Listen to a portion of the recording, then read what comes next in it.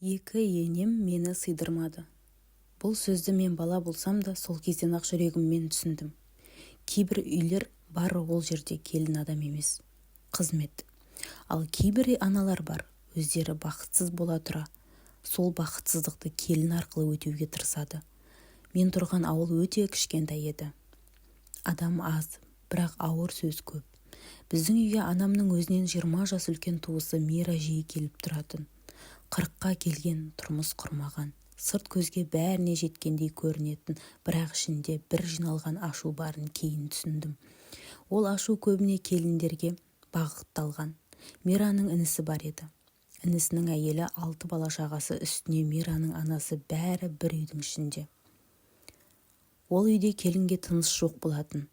Мира да, анасы да келінді күнде жамандайтын. Ал мен бала болсам да бір нәрсені анық сезетінмін. Ол келін жаман емес, ол тек жалғыз. Інісінің балаларының бірі менің сыныптасым еді. Әр босанғанда анамен бірге құтты болсын айтып баратынбыз. 7-ші баласын босанғанда да бардық. Сол келін Нұрила менің есімде ерекше қалып қойды. Бойы кішкентай, сары шашты, жүзі жұмсақ, үйі әрдайым тап-таза, өзі де жинақы. Бірақ ешқашан бізбен бірге отырмайтын. Үнемі ас үйде, ол үйдің келіні емес, сол үйдің тірегі еді. Бірақ тірекке ешкім рахмет айтпайды. Мен бала болған соң үйдің ішін аралап ойнайтынмын. Бірде сыныптас қыз екеуміз оның анасының бөлмесіне кіріп қалдық. Сол сәт әлі күнге дейін көз алдымнан.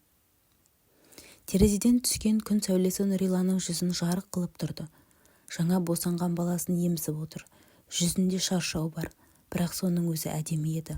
Ол маған сол сәтте әйел емес, құрбан емес, тағдырын үнсіз көтеріп отырған әлем сияқты көрінді. Менің ішімде бір сұрақ пайда болды. Неге дәл сен осындай өмірде арқалап жүрсің?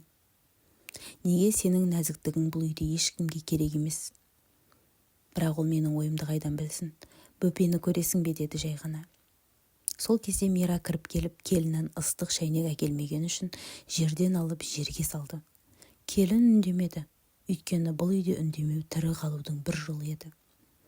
Кейін келін бізді бөлмеден шығарып, өзі ас үйге кетті. Бәрі далаға ойнауға кеткенде мен оның артынан ердім. Неге екенін білмеймін. Бірақ сол адамды жалғыз қалдырғым келмеді.